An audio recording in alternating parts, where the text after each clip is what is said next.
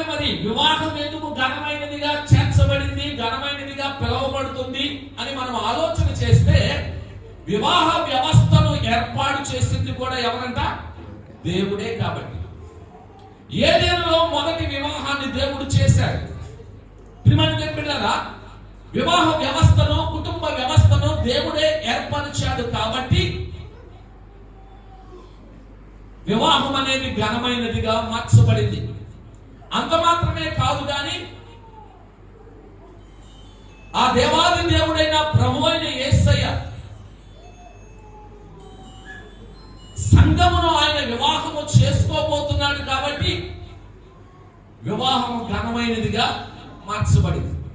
ఈ పరిశుద్ధ గ్రంథం వివాహముతో ప్రారంభించబడింది. ఆది కాండములో వివాహముతో ముగి